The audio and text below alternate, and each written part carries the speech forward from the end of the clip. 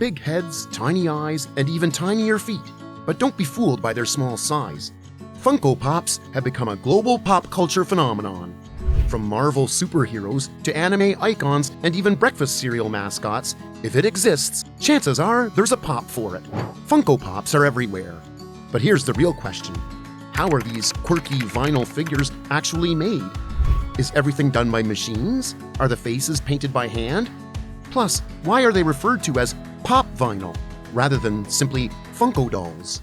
Welcome to INDUSTRIA, where we uncover the fascinating processes behind the manufacturing of items inside the factories. So grab your snacks and let's go!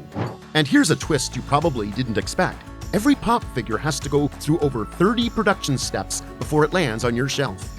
Yes, there's a lot more behind that tiny bobblehead than meets the eye. Funko is the American company behind those instantly recognizable collectibles with oversized heads and dot eyes, founded in 1998 by Mike Becker. Funko initially focused on low-tech nostalgic products like bobbleheads, inspired notably by the Big Boy mascot. You might get confused with the name. Let's clear up the naming confusion.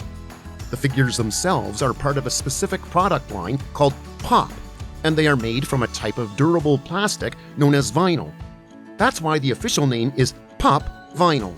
Over time, fans have shortened it to just Pops or Funko figures, and honestly, who can blame them?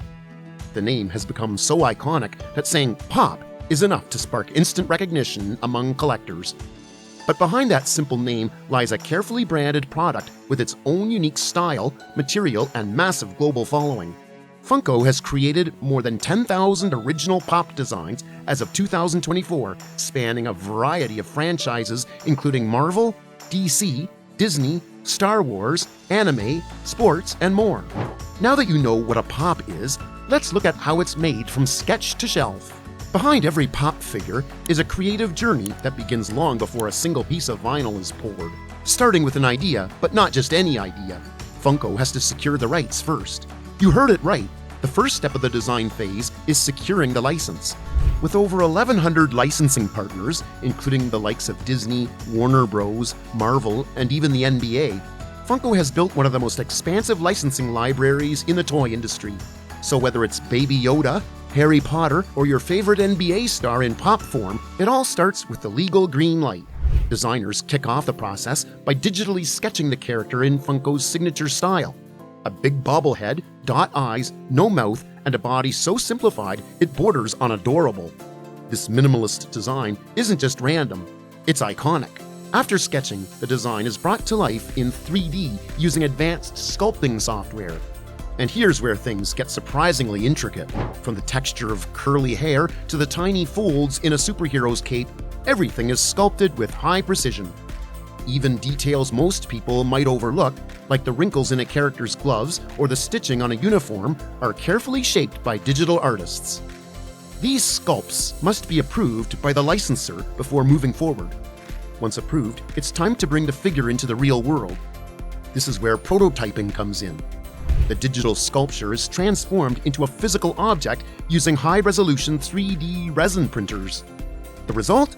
A detailed master prototype that helps the team finalize the scale, pose, and overall presence. Every Funko Pop figure is roughly 3.75 inches tall, but some can be up to 18 inches for deluxe editions.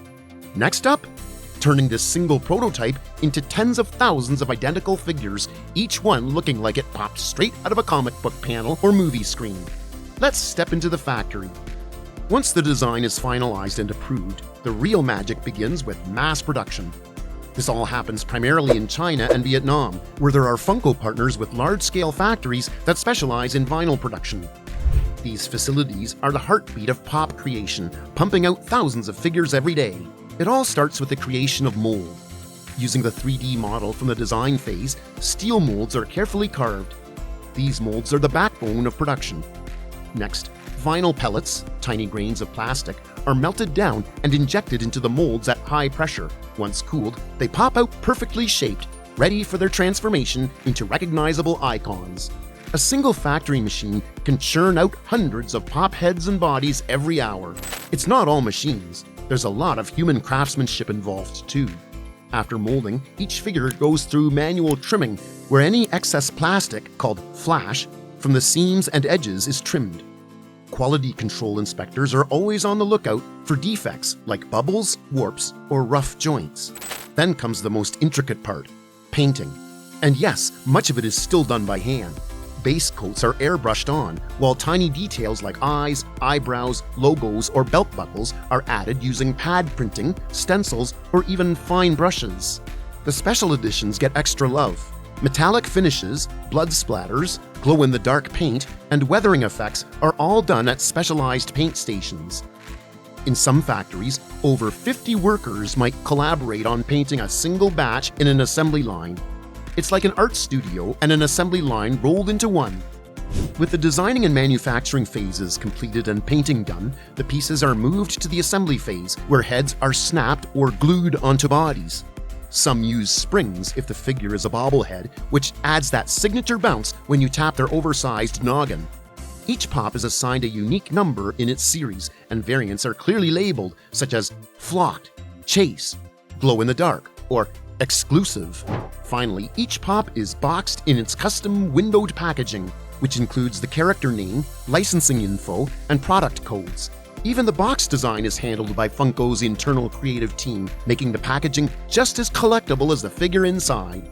Funko's factory in Vietnam spans 166,000 square feet and was built to increase global output and produce over 150,000 pops per day, reducing dependency on Chinese manufacturing. From there, it's off to the world. Every month, millions of pop vinyl figures are shipped to stores like Walmart, Target, comic book shops, and conventions across the globe.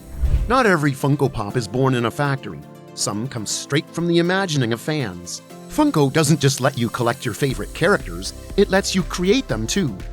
Funko caters to this creative side with its DIY pop vinyl line, offering blank, customizable figures that are ready to be turned into anything you can dream up.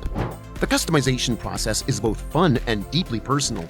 It typically starts with sketching your design directly onto the figure to map out key features. Then comes painting, usually with acrylic paints for their vibrant color and smooth finish. Once your masterpiece is painted, it's important to let it dry fully before applying a clear lacquer or sealant. This protects the paint and ensures your custom pop lasts for years. Whether you're recreating your favorite superhero with a twist or designing a pop version of yourself, the DIY line gives fans a whole new level of connection to their collections. In fact, this hands-on trend has exploded in recent years. Funko even embraced the creativity by launching the Pop Yourself brand, an online service where fans can build and order a pop in their own likeness, complete with personalized outfits, accessories, and hairstyles. It's no longer just about collecting now, it's about creating.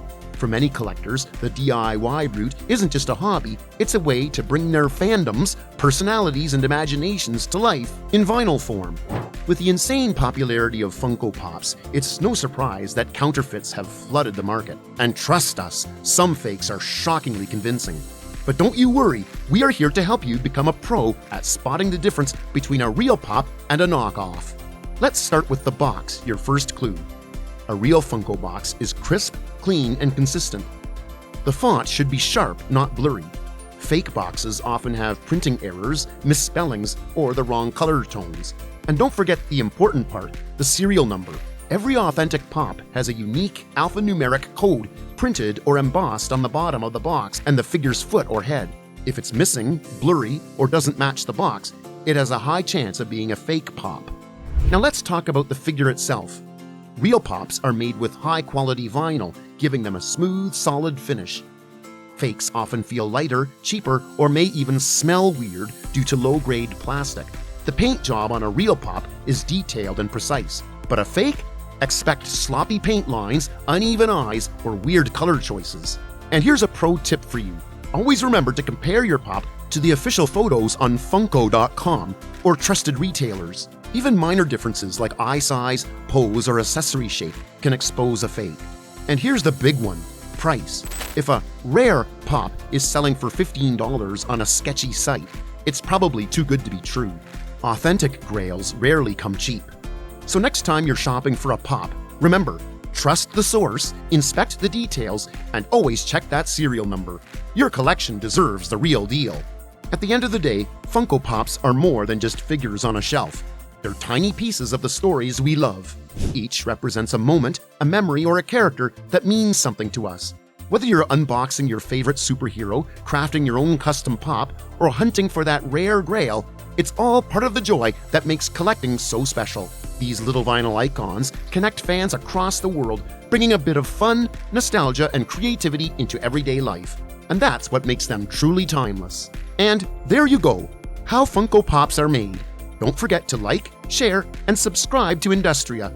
And if you are interested in finding out how Pokemon cards are made, then you must check out the video on the channel. And let us know in the comments what stuff we should dive into next.